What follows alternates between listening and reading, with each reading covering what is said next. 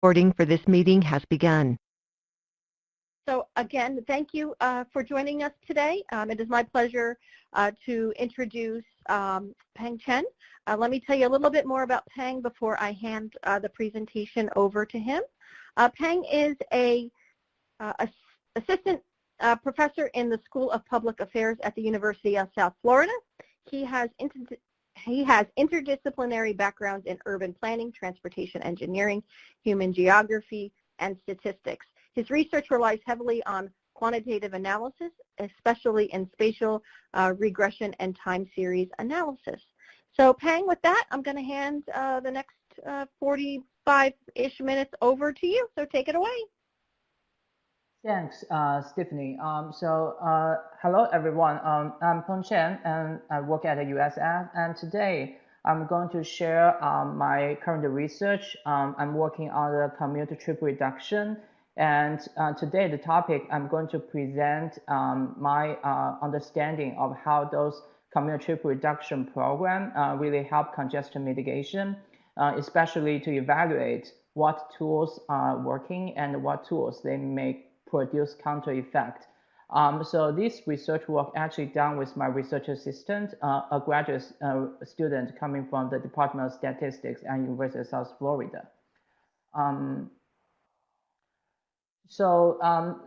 Actually, I will discuss about the try to answer two research questions. The first one, I try to evaluate the effectiveness of the commute trip reduction tools from its employer's perspective. And I also examine the possible, or I can say apt to change. I just quantify this travel mode possible changes incentivized by the commute trip reduction tools from the employee's perspective. Before the pandemic, and I think after the pandemic, especially the major cities in the United States have the issue of congestion, and that's why our NICR is working on. I want to give a brief reduction for the commute trip reduction program. It kind of very old program in the United States, initiated in the end of 1980s. But shortly, because this kind of administrative effort failure or other misconnection between the federal government and local government, the US Congress and the EPA, although they initiated this great incentive, but finally most states terminated around 1995, except Washington State continued working on this program. So Washington State started the commute trip reduction CTR program from 1991 and to right now I'm still working. I think Washington State is the only state working on the CTR program for a long time, for 3 decades. But even for right now, despite most states, they don't have the CTR program, but they have a lot of TDM, the travel demand management strategies. When we put them together, somehow we can treat them as similar to CTR program. So that's why I think evaluating the effect of the CTR program still makes sense for today's planning practice. I want to identify 3 trends for the CTR program from the beginning to right now. I think it's experienced a process of decentralization. So it's more controlled by the local government, and in Washington State, it's managed by the Washington State DOT. And it also captures more demand from both employers and employees, rather than this kind of just from the center government, from this kind of administration effort. So it's more localized. And I think the third trend involves more current technology and try to provide the employees with better mobility services tools. I think that's the trend happened in the 3 decades. And I think there are several things that Washington State can have this CTR program for such a long time. They build a rich choice set, so more than 10 travel demand management tools, I would say CTR tools, have been developed in such a choice set. And they assign employee transportation coordinator for each company. Some companies have have multiple ETCs maybe, but at least they have one. Maybe they can have other roles in that company, but at least they have someone manage this ETC the CTR program in the company. And the develops a process of collective bargaining. It means that the employees can negotiate or can propose, can engage with the program development and somehow make sure the tools developed by the employees somehow can satisfy their needs, and this kind of mutual agreement and make those tools successful. And those employers, they provide many incentives and subsidies. And also the state government provide tax abatement as incentives to make sure employers are happy for those programs and the employees are happy because those tools are matched to their needs. So I think that's several things contribute to the success. And so Washington State keep track of the performance of the CTR program. And in the very beginning, like California and other states, they also had this program before. They use the average vehicle ridership, and usually ranging from 1 to 2. And the vehicle trip rate, it means that how many vehicle trips generated per vehicle, and then the vehicle miles traveled, and the greenhouse gas emission produced. These are the key measurements that people use to evaluate the success of the CTR program. And I will use vehicle trip rates and the vehicle miles traveled as core measurement for my first study presented today. So there are many CTR tools.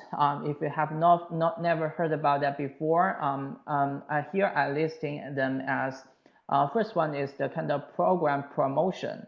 So basically, the employer try to encourage the employees to reduce their driving long trips by, like, say, at the orientation or at this kind of blackboard or by email or sending flyers or this kind of at some meetings, the ETC, the coordinator can somehow help the employer to promote the CTR program. This is considered as the first tool. It's kind of advertisement. The second strategy here is called collective bargaining. So basically, the employees can meet and also argue with their employer. They can propose which policy they really want.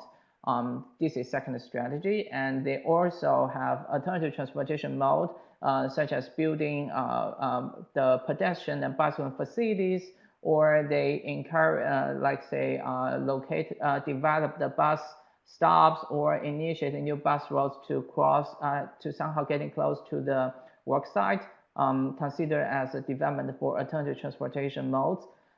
There are certain parking strategies, such as prioritize the parking for carpoolers, or some different charging program for parking, somehow constrain or limit the willingness to drive along to the work site.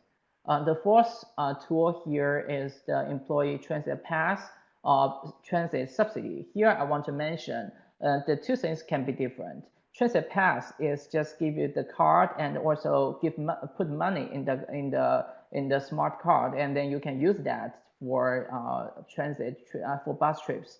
And so this is one way. The second way is just if you report you are riding bus to access the work site, but some people just like in 1 week, they only use bus for one time, they can still receive this transit subsidy. This can be considered a difference between transit pass and transit subsidy. So some people may have an incentive to get the subsidy, and that may result in unintended consequences, and I will discuss in the following lecture. The next one is compressed work schedule, which means that when people can usually work 5 days, each day they work 8 hours per day, but it can compress into 4 days and 10 hours per day. The next tool is called teleworking or telecommuting, people basically working from home.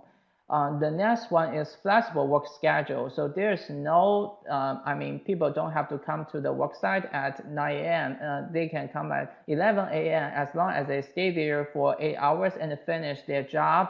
That's okay. This somehow bring benefits to reduce the peak hour traffic. And so that's why it's adorable CTR tool.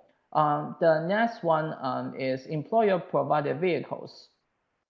So this one is, so somehow employer try to reduce the number of private vehicle and for emergency use, but this tool is tricky, and I will talk later. The others that help for the development of the carpooling, them including the employer initiated ride match, and also the other carpool or vanpool in this kind of incentive for people to match together, and then they can share a car. And also one thing I'm missing here is the short distance mobility service, and I will discuss later. That's the CTR tools we typically see in the CTR program. So I split my today's talk into two research. The first one is evaluating the effectiveness of the CTR tools.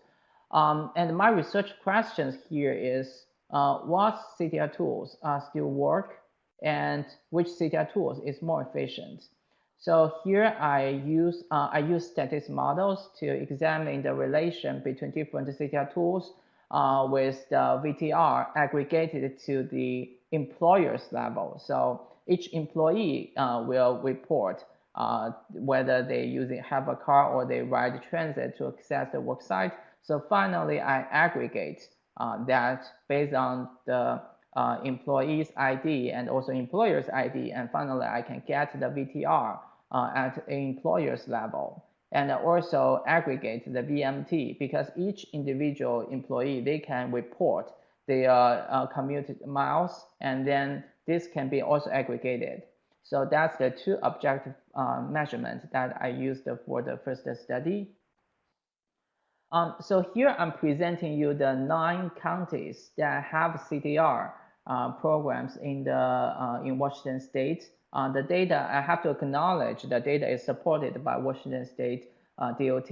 So maybe some of you are familiar with Washington State, and Seattle is the core of the in Washington State, and the PRSRC, the Puget Sound Region Council, is the core, including 4 counties. Including King County, the Kitsap County, Pierce County, and the Snohomish County. These are the PSRC. And here, what you can see from here is the Spokane, which is the another big cities in Washington State. And the Clark County is getting close to Vancouver. This here is another Vancouver, and the part of the Portland metropolitan area. And here, this county is getting close to Vancouver. In BC, and that's in Canada. So that's the major, in Washington State where the major economic activities may happen. So that's why these areas, they have more employers and they participate in the CTR program. So here is just some background of the, and in total, actually, we use the data collected by Washington State DOT in the 2007 to 2018. That's the most recent CTR survey. Here I just presenting you the very descriptive data analysis of the data. As you can see from here, about 546 work sites has been selected, and the King County represent about 60% of the major employers in Washington State. And if you look at the VTR, the vehicle trip rates here, so in King County, the vehicle trip rate is fairly low. It's just about 0.6. But the other area are much higher. So as you can see from here, so here somehow we will know, okay, in King County, better transit services, better working in the biking environment, and the people have higher likelihood to live without a car. But in other areas, the vehicle trip rate is fairly high. This indicates the car ownership and the driving is the primary transportation mode in other counties in comparison with King County. And here in terms of VMT, what we can see from here, people living in King County has a higher risk of VMT compared to other counties. It means that in other areas, people have better, we can say job housing balance, or somehow they just commute for shorter distance. And in King County is a large city, and for certain people, they cannot afford a house nearby or cannot afford a house in Seattle. They have to commute for a longer distance. So this is just some very basic information, descriptive data from that we can learn from the data. And also, because we have successfully obtained the data for multiple years, we just simply comparison the performance for both CTR and also for the VMT. As we can see from here, the VMT actually is continually increasing. Somehow this leads us to the research question. It seems that CTR does not work very well in the recent years, or this is part of the reason can be explained by because Seattle is continually booming and more people are moving to here and simply become more congested. And people are moving further away from the downtown Seattle or Bellevue, and that's somehow increasing the VMT in that area. So this is some background information, but just let you know, if we simply look at the AVR, VTR, or VMT, those numbers are looks not quite good. It indicates the CTR may create facing a failure in recent years. That's why we need to further or more carefully to look at those CTR tools. So for this study, as we said, the VTR is usually range from 0.5 to 1. Another variable we're looking at is the vehicle miles traveled. Is typically ranging from 10 to 15 in Washington State. That's a two objective variable we are looking for. Then we also including a rich set of the independent variables. First group the variables we're looking at including the zip code, which is included as a random effects variable to capture the spatial clustering effect. Because like say, if there are multiple employers getting clustered, their VTR and their VMT may share similarities, and we try to capture this kind of spatial autocorrelation. Then for the others, we split them into multiple sets. The first set of variable is the employer's feature, such as where is the location, is located in King County or other county, because in King County, the density tends to be higher, and in other county, density tends to be lower, and also the size, how many employees this company has, this employer has. Then we also including the industry as a variable here. We aggregate them into IT industry, government and education related, manufacturing, transportation, the utility. The fourth industry is finance and professional services. The fifth is healthcare, and the last one is agriculture and fishing. And then the other variables include marketing and engagement. It involves the promoting efforts, collective bargaining. These are the marketing and engagement efforts that the CTR program has done. We also control the access to different alternative transportation modes and facilities. Here we control transit access. That's the number of bus stops nearby, and also the sidewalk, and also amenities such as shopping malls, restaurants, banks near the work sites. These are a measurement for the alternative transportation mode. And this part, we included many incentive variables such as transit pass, transit subsidy, and the ride sharing subsidy, work and bike subsidy, and also the tax credit received by the employer. So the state government actually give the employer some tax credit or grants for implementing the CTR program. This is the monetary incentives or subsidies here. And there are three alternative work hours tools, including compressed work week, which means that one people can condense the work days into 4 and work 10 days, 10 hours per day. And the second one is flexible work hours. And then the third one is telecommuting, working from home. And there are also many side services variables, including parking fees. And the second one is employer provided vehicle. So the employer can provide employees vehicles. And the third one is short distance mobility services. They can have this kind of in-campus, like say the maybe shuttle, or like similar to microtransit. They can provide this kind of short distance mobility service to deliver, to somehow move their employees to the bus station, the bus stop. The next one is emergency ride. This somehow, in any emergent case, the employers can call a cab, or like say Uber. They can go back home, and this kind of fee can be reimbursed by their employer. The next one is ride match, which help to develop the carpooling. And the next one is rental car. This kind of like say enterprise or car2go can be located, allowed to be located on the work site. And the next one is the number of work sites that the transportation coordinator can help to manage the program. So it means that the effort that one can spend on work site.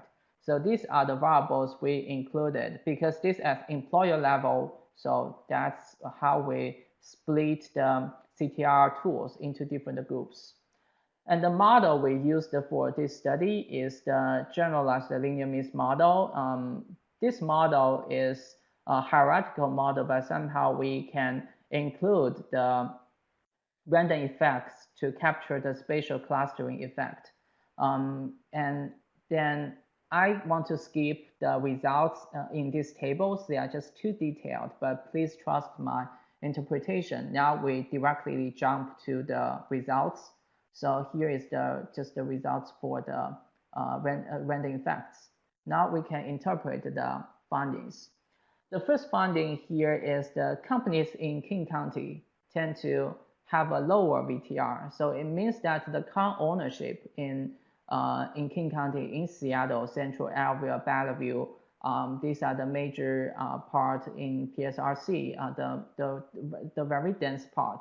So this makes sense, because in density area, the parking fees are higher, and you also need to spend a long time cruising to find a parking spot in the morning.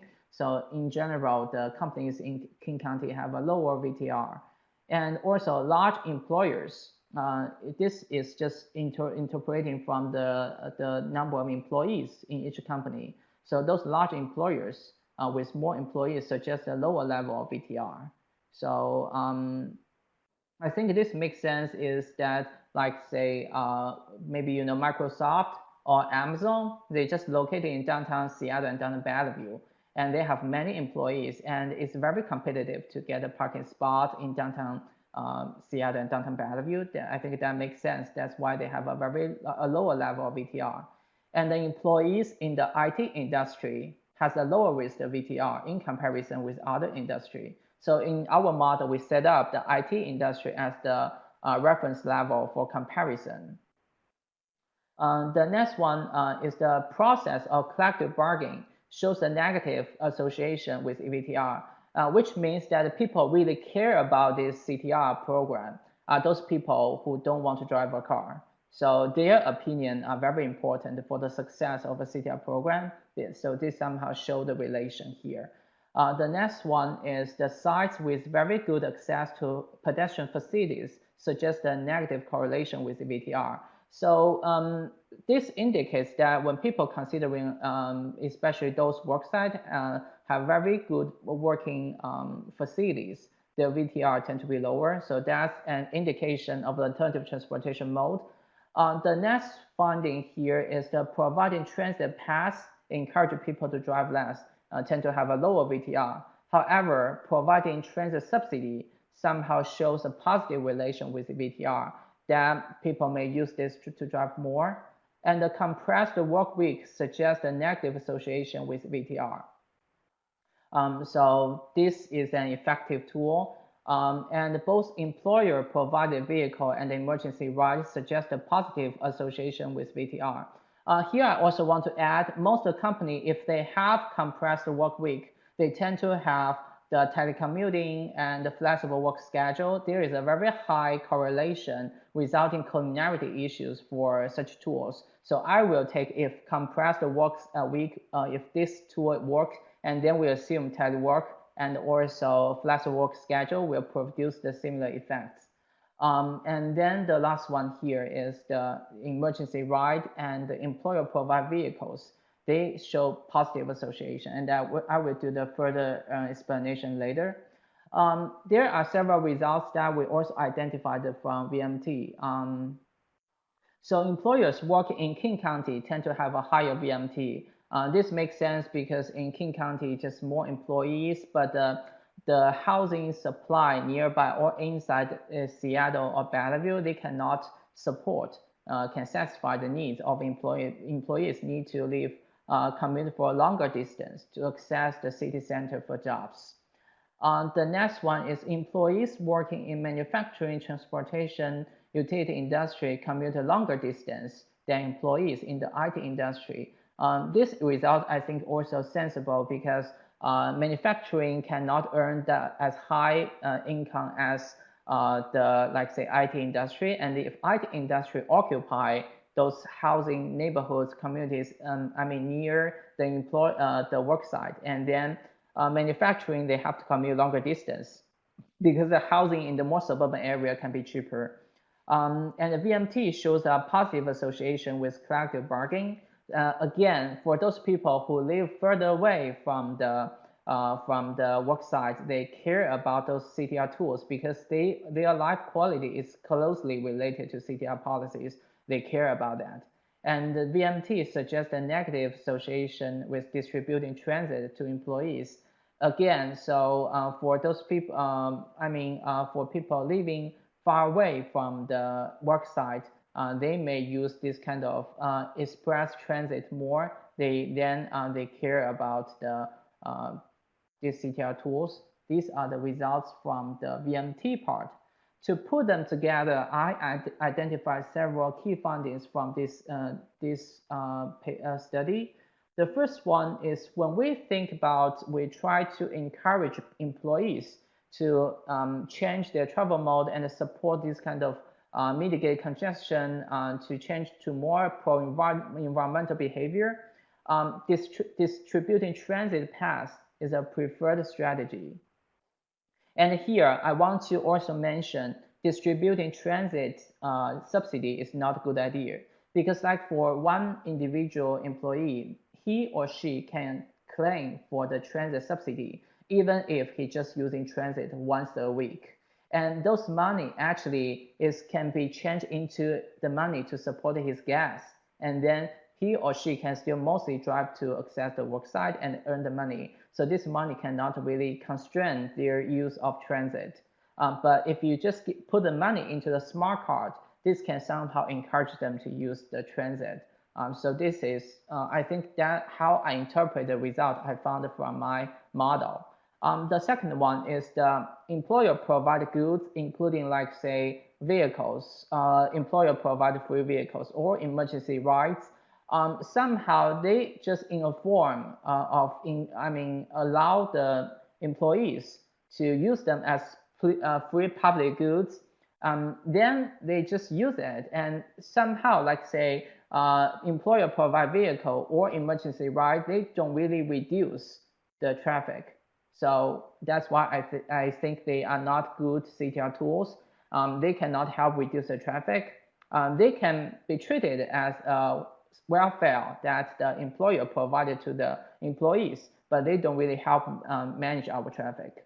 The next conclusion here is the government agencies should lead other employers to better advertise the CTR program and engage employees for collective bargaining.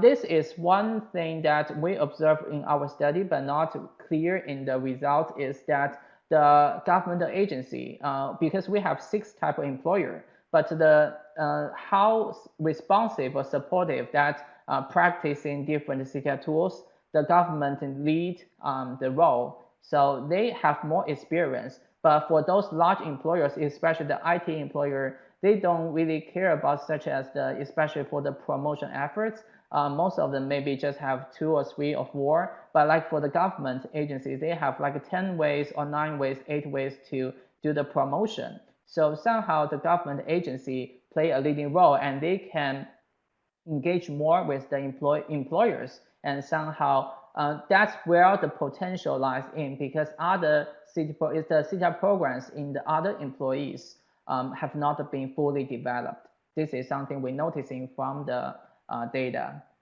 So this is my research for the my first part. The second part, we do another round analysis by looking at the possible travel mode change incentivized by the CTR program. Because in the data we noticed that, so the respondents, the employees, they report their travel mode choices on a weekly basis.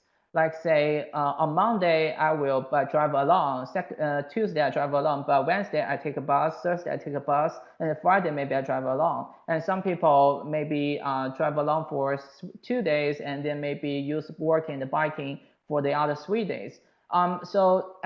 Because of observing such things, and I come into my mind, these people are apt to change their travel mode. And if we can take advantage of this kind of aptitude, and then maybe they can more the reliance on alternative transportation can be increased. So that's why I want to identify which CTR tool can play a more positive role to encourage this kind of travel mode change happen.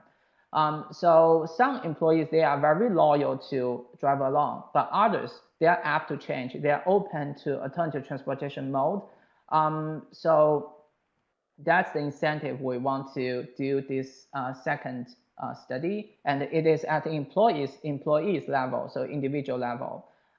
For the outcome measurement here, we define several alternatives here. The first one is no change. So if the employees drive along all the time, we classify them as no change ever happen in that process. And then for the others, they may change. Occasionally they use carpooling, occasionally they use riding transit, occasionally they telecommuting, and occasionally working and biking in the week. We then identify the different people choose different transportation modes, and then they can change from driving along to carpooling, from driving along to riding transit, from driving along to telecommuting, and from driving along to working and biking. So we identify 5 alternatives in the data. And for those people, if they not, perform this kind of regular Monday to Friday, if they work in the Saturday and the Sunday, those data sample, those cases are, removed from our final sample. And for people whose commuting behavior is not in the morning and in the afternoon, come back home in the afternoon, those kind of irregular commuting also removed from our sample. So we only focusing on those travel behavior change may happen in the daytime, and that can somehow help us to reduce the traffic.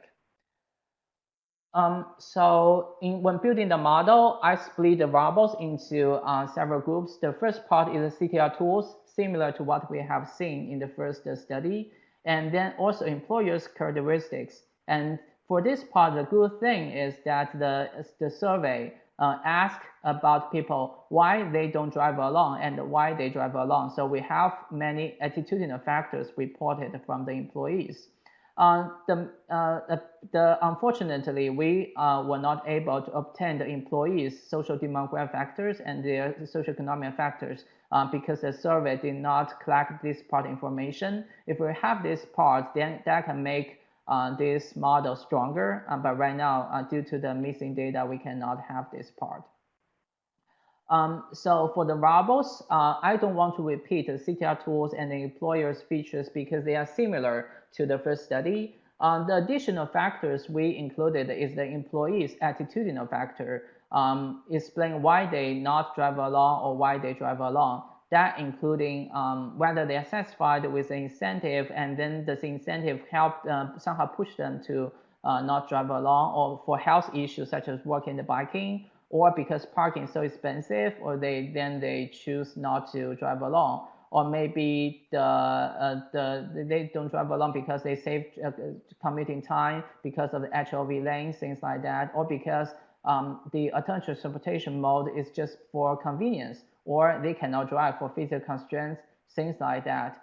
And then for drive along, why people drive along, they may for convenience, or because they are needing more information about the alternative transportation mode, or because their job requirement, they have to drive more in the daytime for other purposes, or the commute distance is just so long and the alternative transportation mode are not that feasible, or they have family obligations such as they need to drop in their children, or for safety issues.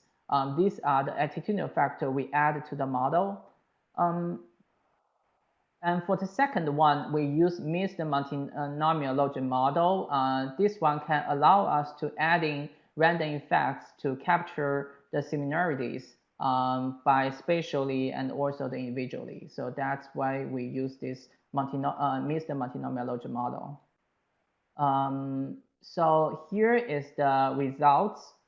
As you can see from here, we take drive along as the reference level, and then we use the other four for comparison. And we have the employer-related features, and we have the CTR tools, and we also have the random effect. This here is the attitudinal factors. Why don't drive along and why drive along? And then we also have the random effects here that capture we include the zip code, site ID. Site ID can control the correlation for employees working in the same company. Zip code is for the spatial autocorrelation, and the VMT is somehow capture can be treated as somehow related to both spatial autocorrelation. And this study, we just use King County as for example, because for other county, they don't have strong transit system.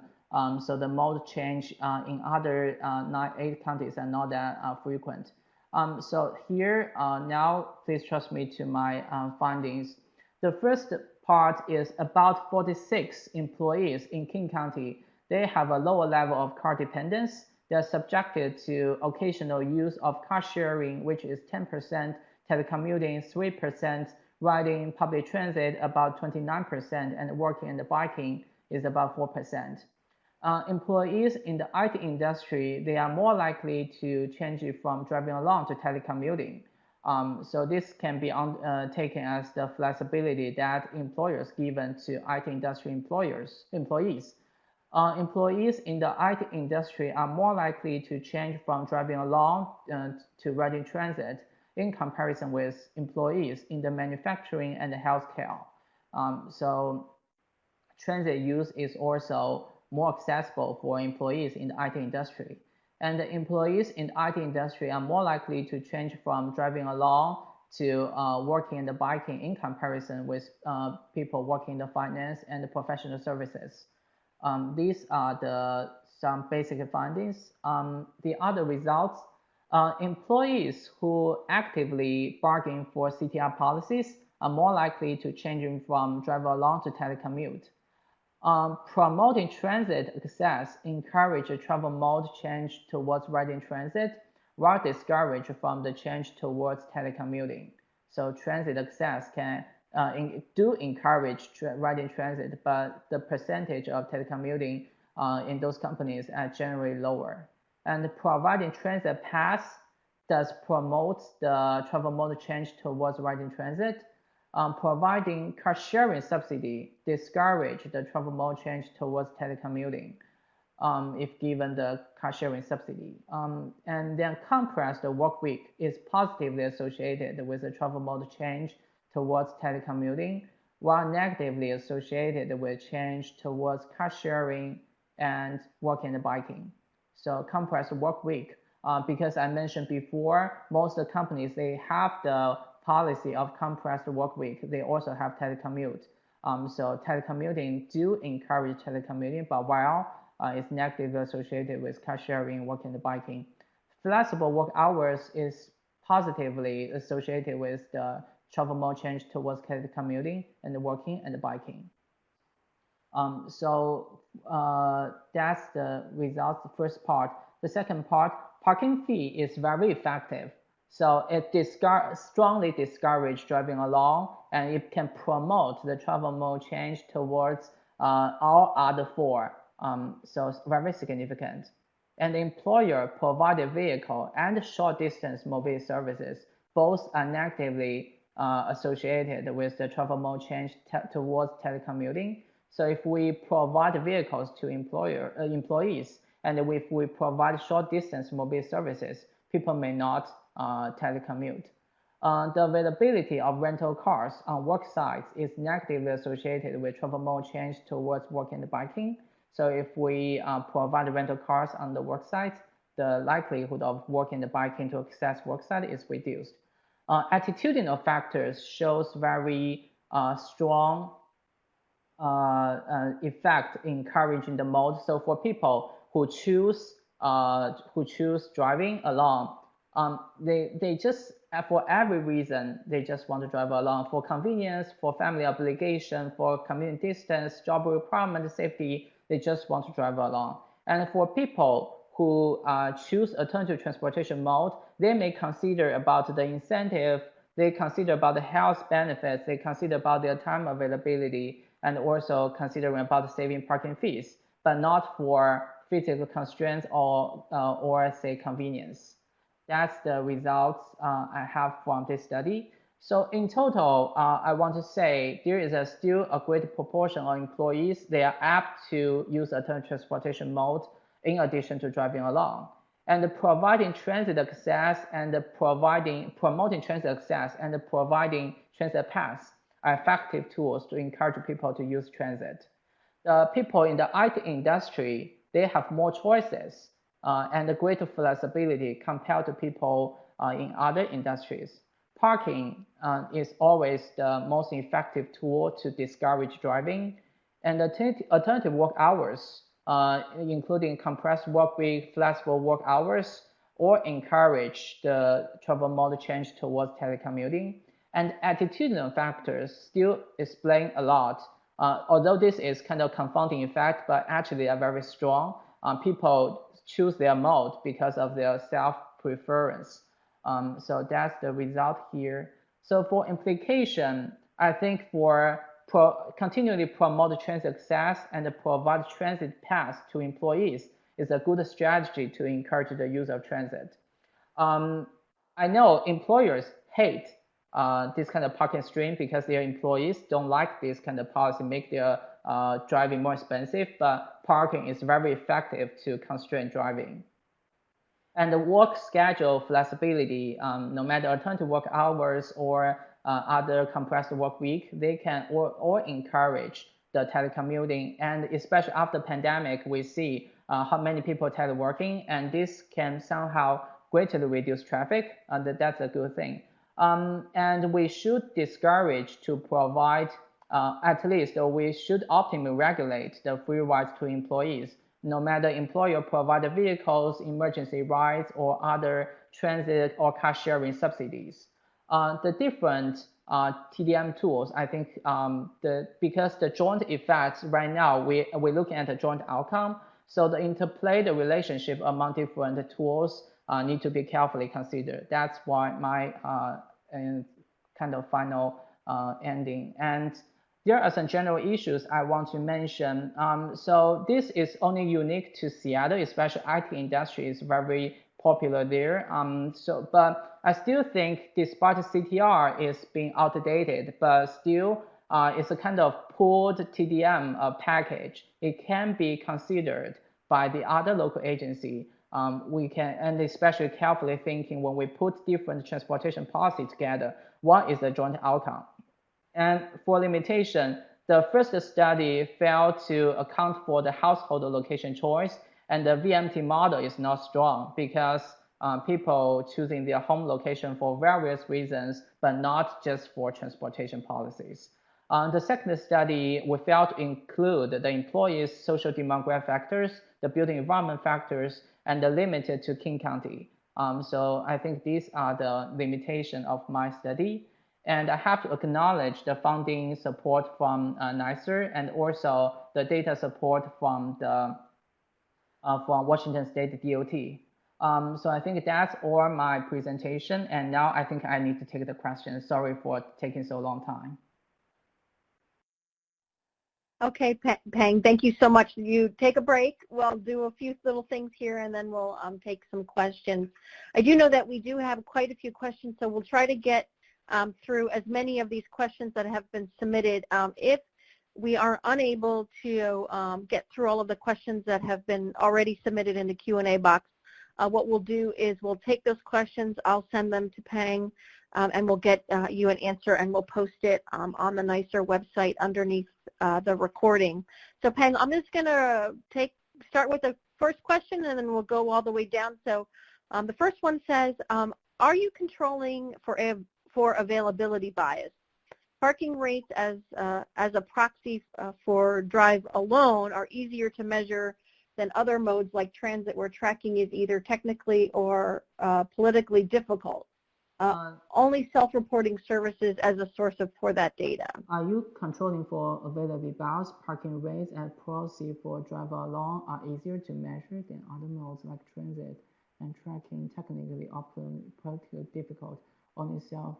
Yes, so the data is coming from Washington State DOT, and I just use the data. So it's very hard to differentiate the parking rates, and I know this can be quite different, especially comparing the, like say, Seattle downtown, Bellevue downtown, and other areas. The parking rates, these kind of things can be very different.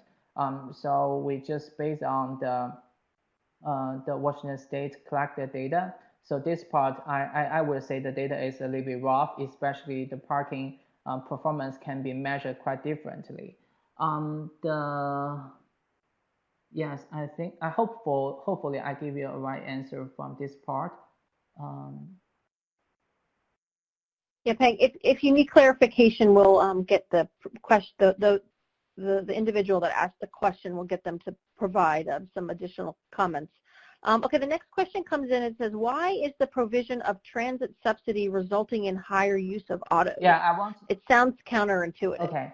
This question I think is very interesting from the funding. So what we observe is the transit pass can encourage transit use, while transit subsidy is negatively associated with the transit use. So my understanding is that if you given people a smart card, and if you save money directly to the card, then people have to use the card, otherwise they don't get the benefits. But if you give people subsidy, and then they can claim, and like for me, if I just use transit 1 day per week, and I'm still qualified to claim for a transit subsidy, and then the money is coming as a part of the maybe my salary, but no one can really track how the money is spent, and so this subsidy can be used for gas. This is my understanding. Maybe we can talk more with how different employers distribute the subsidy. But here, to my understanding, if just give people cash, they may not use the cash for the purpose you encourage them to use. Okay, I'll sort of put these two comments together. It says, under federal law, you can't use your transit subsidies for non-transit expenses. This sounds like some employers are not complying with federal law. And then, so this is kind of a follow-up. It says, when you, okay, go ahead. I think this is not, I mean, the error may not coming from the employer, because employer just give their employee this money, but you cannot really, how can you monitor the employee's behavior? And like say, if I use transit one day per week or 2 days per week, can you say I did not use transit subsidy correctly? So I think this is just practically, it's very hard to monitor, and this is just somehow, I think, is a loophole here. I mean, federal law claims that employer need to give them for transit use, and people are supposed to use this money for transit use, but actually no one can really monitor their behavior. Okay, the next question comes in and says, did you say how COVID affected attitudinal factors Did you test if sustainability was a motivation, i.e. concern for global warming? For this study, the data was collected from the year 2017 to 2018. There is no effective way to have anything related to COVID. I mentioned COVID simply because after the pandemic, telecommuting is more popular. And the sustainability was not, in my memory, there is no question about sustainability or people taking, they act this kind of pro-environmental behavior because they want to be friendly to the environment. I think they are just more this kind of personal related question.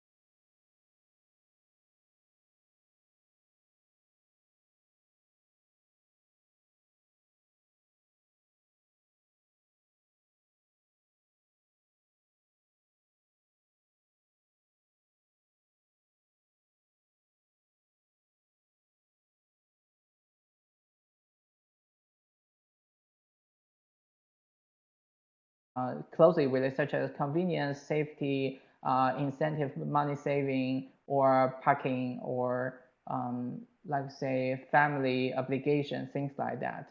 So there's no question related to global warming. So I did not study this part. Another question. Okay, another question comes in. It says, is car share equal to ride share in your study? We offer both as distinct services.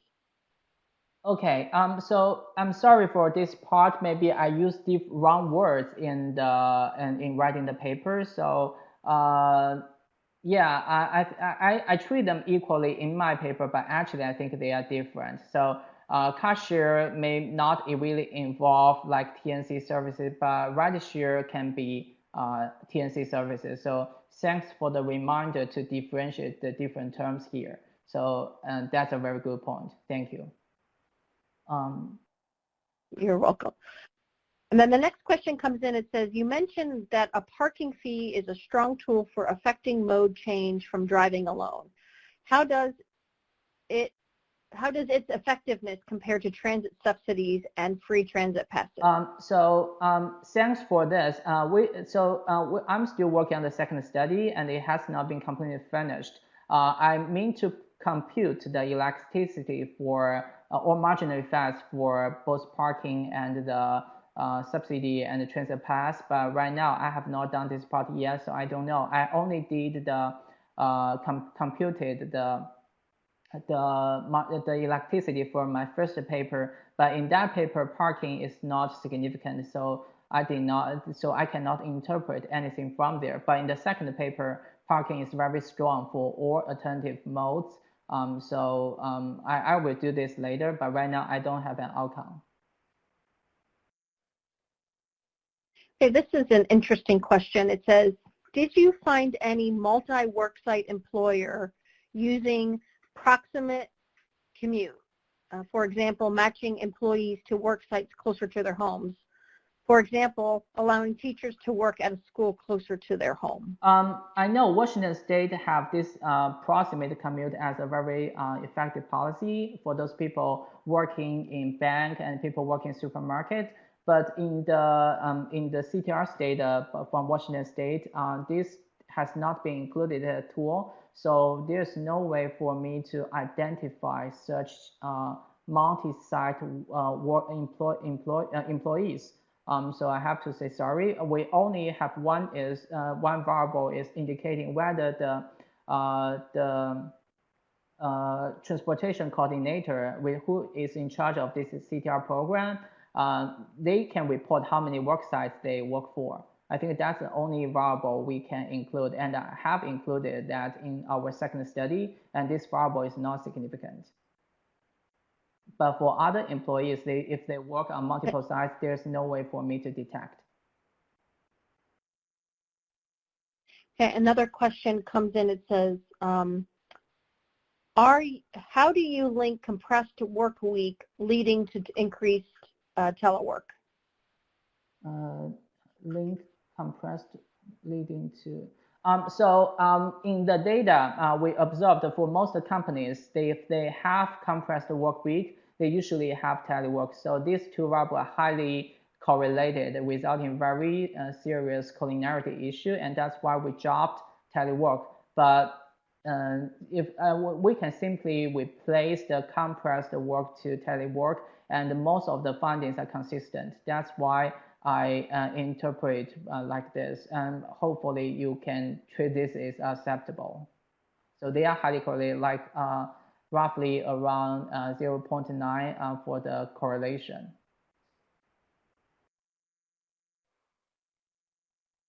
Okay, so Peng, it does look like we do have quite a few additional questions. I do know a few individuals on the call have provided some clarification. So thank you. We'll make sure we send that information on to Peng. So we are reaching the end of our 1 hour. If there are any questions that we have not been able to address during this webinar,